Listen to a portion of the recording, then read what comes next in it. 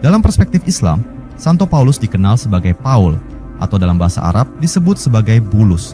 Namun, perannya dalam sejarah agama dipandang berbeda dibandingkan dengan pandangan Kristen.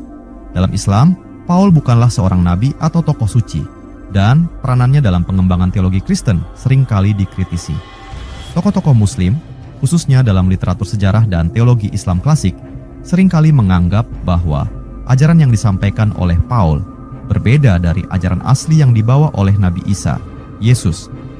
Beberapa ulama dan sejarawan Muslim mengklaim bahwa Paul bertanggung jawab atas perubahan ajaran yang dianggap menyimpang dari monoteisme murni yang diajarkan oleh Isa, dengan memperkenalkan konsep seperti Tritunggal dan doktrin penebusan dosa.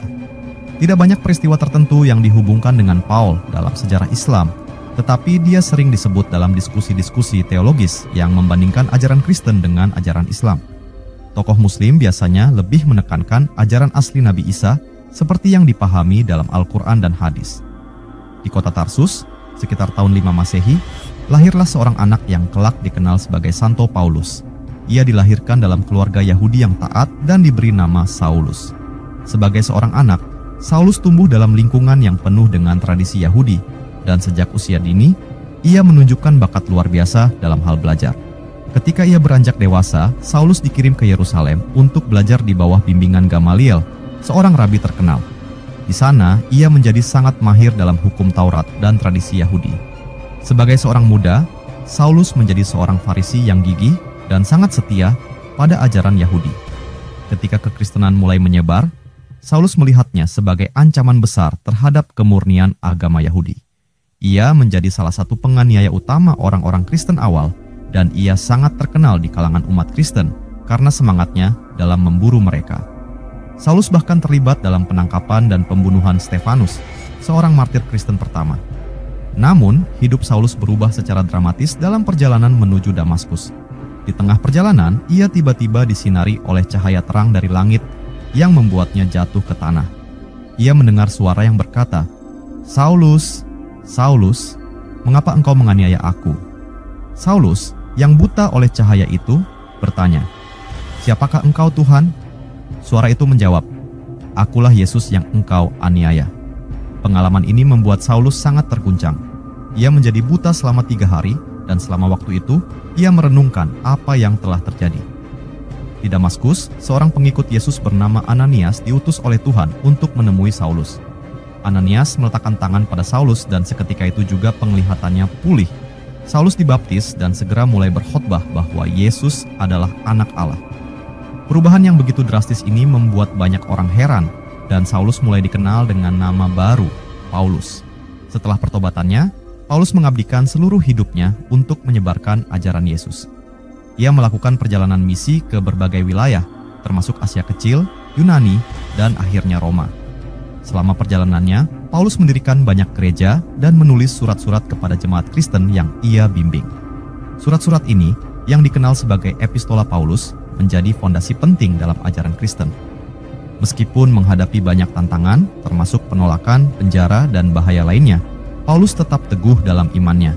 Di Roma, ia akhirnya ditangkap dan dijatuhi hukuman mati. Paulus dieksekusi dengan dipenggal, sekitar tahun 64 sampai 67 Masehi, di bawah pemerintahan Kaisar Nero. Namun, warisan ajaran dan dedikasinya terhadap iman Kristen terus hidup hingga saat ini. Di sebuah kota yang tenang bernama Tarsus, hiduplah seorang pemuda bernama Saulus yang kelak dikenal sebagai Santo Paulus. Sejak kecil, Saulus dikenal sebagai anak yang cerdas dan taat pada ajaran Yahudi. Ia dibesarkan dalam keluarga yang sangat menghormati tradisi, dan seiring bertambahnya usia, ia menjadi seorang Farisi yang setia, dengan tekad kuat untuk menjaga kemurnian ajaran nenek moyangnya. Pada masa itu, muncul gerakan baru yang dipimpin oleh para pengikut seorang nabi bernama Isa Al-Masih, atau Yesus, yang kemudian dikenal sebagai Hawariyun. Para Hawariyun adalah murid-murid setia Yesus yang percaya bahwa Yesus adalah utusan Allah Subhanahu wa Ta'ala dan membawa kabar gembira tentang kerajaan langit. Namun, bagi Saulus, gerakan ini adalah ancaman besar bagi hukum dan tradisi Yahudi yang telah ia pelajari dengan tekun. Saulus memutuskan untuk mengambil tindakan. Ia bertekad untuk menghentikan gerakan baru ini dengan cara apapun. Ia menjadi salah satu penganiaya paling ganas dari para pengikut Yesus. Saulus bahkan hadir saat Stefanus, salah satu Hawariyun, dirajam sampai mati karena imannya. Saulus menyaksikan peristiwa itu dengan dingin, yakin bahwa ia sedang melakukan tugas yang benar.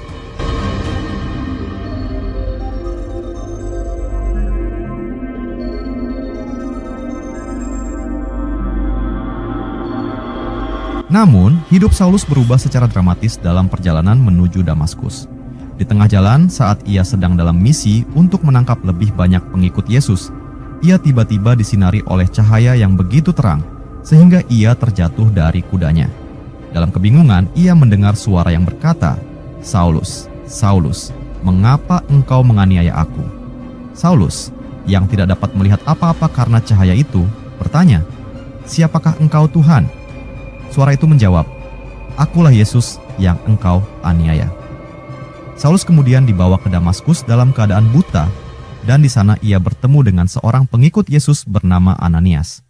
Ananias, meski awalnya takut, menaati perintah Tuhan untuk menyembuhkan Saulus. Ketika Ananias meletakkan tangannya pada Saulus, sesuatu seperti sisik jatuh dari mata Saulus dan penglihatannya pulih. Ia kemudian dibaptis dan mulai dikenal dengan nama baru, Paulus. Setelah pertobatannya, Paulus menyadari bahwa ia telah dipanggil untuk menyebarkan pesan Yesus, bukan hanya kepada orang Yahudi, tetapi juga kepada bangsa-bangsa lain. Ia bertemu dengan para Hawariyun di Yerusalem yang awalnya meragukan niatnya. Namun, setelah mendengar kisah pertobatannya, mereka menerima Paulus sebagai saudara dalam iman. Paulus kemudian mengabdikan hidupnya untuk menyebarkan ajaran Yesus. Ia melakukan perjalanan jauh, mendirikan gereja-gereja, dan menulis surat-surat yang memberikan pengajaran dan bimbingan kepada jemaat Kristen di berbagai tempat. Meski sering menghadapi bahaya, penolakan, dan penganiayaan, Paulus tidak pernah mundur. Ia bahkan dipenjarakan beberapa kali, namun tetap berpegang teguh pada imannya. Di tengah sejarah agama-agama besar, kisah Paulus dari Tarsus dan Barnabas menjadi salah satu cerita yang mencerminkan pertemuan antara keyakinan, perbedaan pandangan, dan perjalanan iman. Dalam versi Islam, kisah ini dilihat dengan perspektif yang berbeda, di mana ajaran yang dibawa oleh kedua tokoh ini dianggap menyimpang dari ajaran murni yang dibawa oleh Nabi Isa Al-Masih. Barnabas, dalam banyak catatan, dikenal sebagai seorang Yahudi yang saleh dan murid setia Nabi Isa. Ia adalah salah satu dari para Hawariyun, yaitu murid-murid yang paling dekat dengan Yesus. Barnabas memainkan peran penting dalam menyebarkan ajaran Isa setelah kenaikannya, berusaha untuk menjaga kemurnian ajaran tauhid yang diajarkan oleh nabi tersebut. Dalam Islam, Barnabas sering digambarkan sebagai sosok yang berusaha mempertahankan ajaran monoteisme yang murni, sesuai dengan pesan asli dari Nabi Isa. Paulus, di sisi lain, adalah seorang Farisi yang awalnya sangat menentang pengikut Isa. Namun, setelah mengaku bertemu dengan Yesus dalam sebuah penglihatan, ia berbalik arah dan mulai menyebarkan ajaran Kristen. Meskipun demikian, dalam pandangan Islam, ajaran yang disebarkan oleh Paulus berbeda dengan apa yang diajarkan oleh Nabi Isa dan para muridnya, termasuk Barnabas. Paulus mulai memperkenalkan konsep-konsep yang tidak ditemukan dalam ajaran asli, seperti penebusan dosa melalui kematian Yesus dan keilahian Yesus sebagai bagian dari Trinitas. Ketika Paulus dan Barnabas bertemu, awalnya mereka bekerja sama dalam misi untuk menyebarkan ajaran kepada bangsa-bangsa non-Yahudi. Mereka melakukan perjalanan ke berbagai kota, mendirikan jemaat-jemaat, dan berkhotbah kepada orang-orang yang belum mengenal ajaran Isa. Namun, seiring waktu, perbedaan pandangan antara Paulus dan Barnabas semakin terlihat. Barnabas tetap teguh pada ajaran monoteisme yang murni, sementara Paulus mulai menyebarkan ajaran-ajaran yang lebih dipengaruhi oleh budaya Yunani dan Romawi.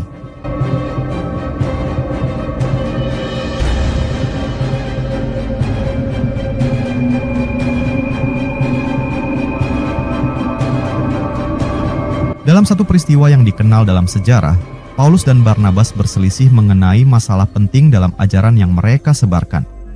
Barnabas ingin mempertahankan ajaran asli yang diajarkan oleh Nabi Isa, sementara Paulus mendorong interpretasi yang lebih luas dan terbuka, yang kemudian dikenal sebagai doktrin Kristen yang berkembang. Akhirnya, perbedaan ini membuat mereka berpisah jalan. Barnabas kembali ke jalan yang ia yakini benar, berusaha mempertahankan kemurnian ajaran Nabi Isa, sementara Paulus melanjutkan perjalanannya dengan pandangan dan ajaran yang berbeda. Dalam tradisi Islam, Barnabas dihormati sebagai salah satu murid yang setia, menjaga ajaran asli Nabi Isa, dan bahkan ada Injil Barnabas yang dianggap oleh sebagian Muslim sebagai catatan yang lebih dekat dengan ajaran asli Isa. Sementara itu, Paulus dilihat sebagai tokoh yang membawa perubahan besar pada ajaran tersebut, tetapi perubahan yang dipandang oleh Islam sebagai penyimpangan dari tauhid yang sejati. Kisah ini, dalam narasi Islam, menjadi cerminan bagaimana ajaran agama dapat berkembang dan berubah ketika dipengaruhi oleh berbagai faktor budaya dan interpretasi individu. Barnabas dan Paulus, meskipun bekerja bersama untuk beberapa waktu, akhirnya mengambil jalan yang berbeda, yang membawa dampak besar pada perkembangan agama Kristen di kemudian hari. Di masa-masa awal perkembangan kekristenan, ajaran-ajaran Yesus menyebar dengan cepat di seluruh kekaisaran Romawi. Namun begitu, pemahaman tentang siapa Yesus dan hubungannya dengan Allah Subhanahu wa Ta'ala masih menjadi perdebatan di kalangan para pengikutnya. Di tengah pergulatan ini, muncul sosok yang kelak akan menjadi salah satu tokoh paling berpengaruh dalam sejarah gereja, Paulus dari Tarsus.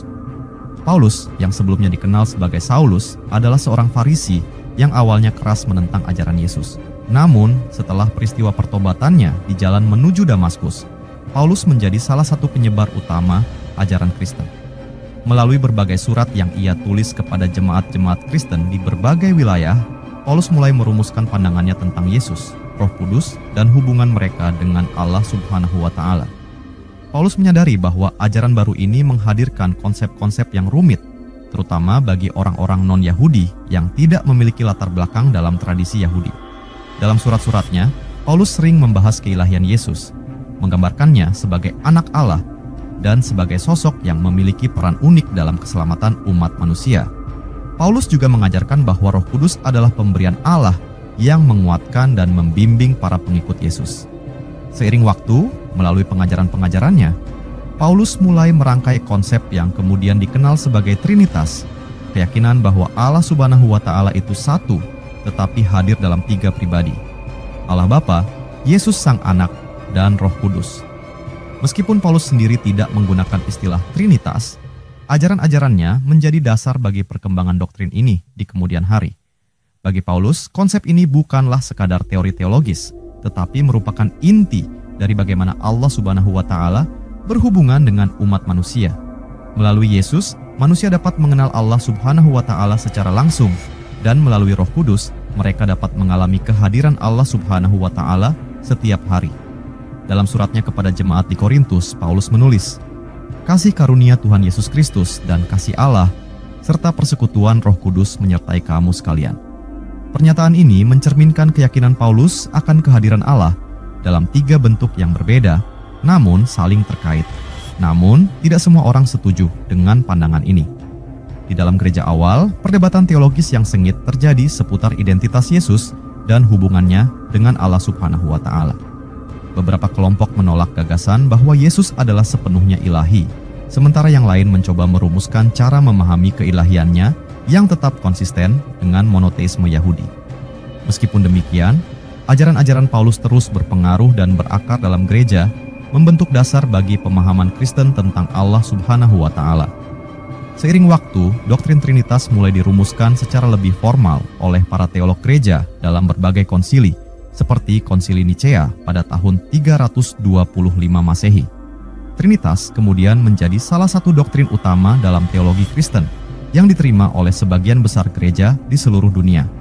Paulus, meskipun tidak pernah melihat ajarannya dibentuk menjadi doktrin resmi, telah meletakkan fondasi yang kokoh bagi konsep ini melalui pengajarannya yang mendalam tentang Yesus, Allah Bapa, dan Roh Kudus.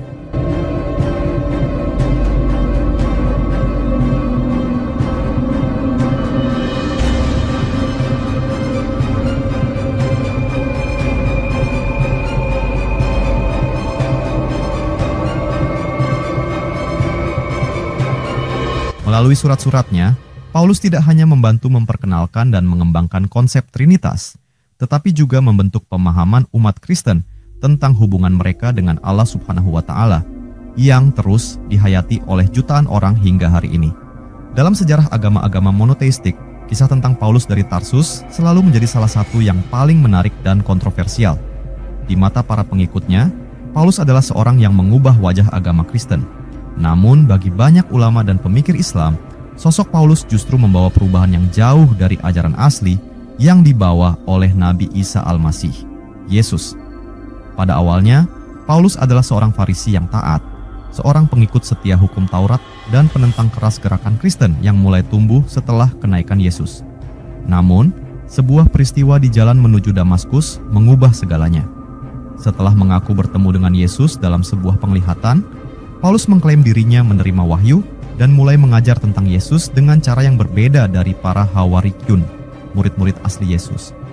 Paulus mulai menyebarkan ajaran-ajaran yang kelak akan menjadi dasar dari teologi Kristen. Salah satu konsep yang paling terkenal dan paling diperdebatkan adalah konsep Trinitas. Dalam ajaran Paulus, Tuhan diungkapkan dalam 3 bentuk: Allah Bapa, Yesus Sang Anak, dan Roh Kudus. Bagi Paulus, ini adalah cara untuk menjelaskan keilahian Yesus dan peran Roh Kudus dalam kehidupan orang beriman. Namun, dalam pandangan Islam, ajaran ini dipandang sebagai penyimpangan dari monoteisme murni yang diajarkan oleh Nabi Isa. Al-Quran dengan tegas menekankan bahwa Allah Subhanahu wa Ta'ala adalah satu, dan Dia tidak memiliki sekutu atau anak. Dalam surah Al-Ikhlas dinyatakan dengan jelas, "Katakanlah, Dialah Allah Subhanahu wa Ta'ala yang Maha Esa. Allah Subhanahu wa Ta'ala adalah Tuhan yang bergantung kepadanya segala sesuatu. Dia tiada beranak dan tidak pula diperanakkan, dan tidak ada seorang pun yang setara dengan Dia." Banyak ulama Islam percaya bahwa ajaran Trinitas yang diperkenalkan oleh Paulus adalah hasil dari pengaruh kebudayaan Yunani dan Romawi yang bercampur dengan ajaran Yesus. Paulus dianggap telah mengadopsi konsep-konsep yang lebih mudah diterima oleh masyarakat non-Yahudi yang terbiasa dengan gagasan dewa-dewi dalam bentuk-bentuk yang berbeda. Dalam pandangan ini, Paulus dianggap telah menyesuaikan ajaran Yesus dengan cara yang lebih sesuai dengan pemahaman filosofis Yunani, sehingga mengaburkan pesan asli yang dibawa oleh Yesus tentang keesaan Allah Subhanahu wa Ta'ala. Dalam Islam, Yesus, Isa Al-Masih, dihormati sebagai salah satu nabi terbesar yang datang untuk mengingatkan umat manusia akan keesaan Allah Subhanahu wa Ta'ala dan memanggil mereka kembali kepada jalan yang lurus.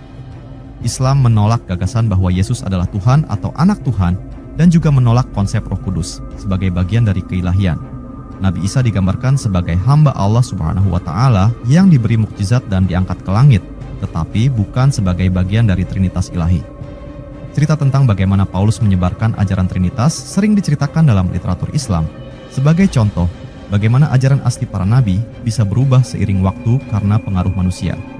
Para ulama dan pemikir Islam menekankan pentingnya kembali kepada ajaran asli yang murni dari para nabi, tanpa penambahan atau perubahan yang dapat mengubah inti pesan mereka. Dengan demikian, dalam pandangan Islam, ajaran Trinitas Paulus tidak diterima sebagai bagian dari kebenaran wahyu, melainkan sebagai inovasi yang bertentangan dengan ajaran tauhid yang dibawa oleh semua nabi, termasuk Nabi Isa. Islam mengajarkan bahwa hanya ada satu Allah Subhanahu wa Ta'ala yang Maha Esa, dan bahwa kesatuannya tidak dapat dibagi atau dirusak oleh konsep-konsep lain. Pandangan Islam terhadap Paulus. Dalam Islam, Yesus, Isa Al-Masih, adalah seorang nabi yang diutus oleh Allah Subhanahu wa Ta'ala untuk menyampaikan wahyu kepada Bani Israel. Umat Islam meyakini bahwa ajaran Yesus adalah monoteistik dan bahwa Dia tidak pernah mengklaim keilahian. Islam juga mengajarkan bahwa Al-Quran adalah wahyu terakhir dan paling otentik dari Allah Subhanahu wa Ta'ala. Paulus dipandang sebagai tokoh yang telah mengubah ajaran Yesus secara signifikan. Beberapa alasan utama untuk pandangan ini adalah doktrin Trinitas. Paulus dianggap sebagai salah satu orang yang berperan dalam mengembangkan doktrin Trinitas, yang tidak ada dalam ajaran asli Yesus menurut Islam. Penghapusan hukum Yahudi.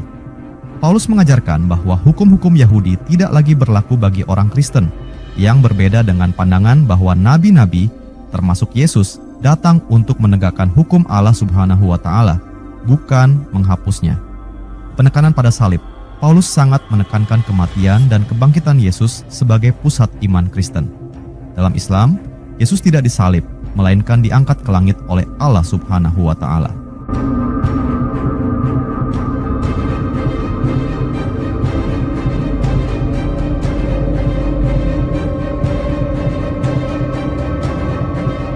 Di tengah-tengah kota Roma yang megah, Pada masa pemerintahan Kaisar Nero, kehidupan seorang lelaki yang pernah dikenal sebagai Saulus dari Tarsus mencapai akhirnya.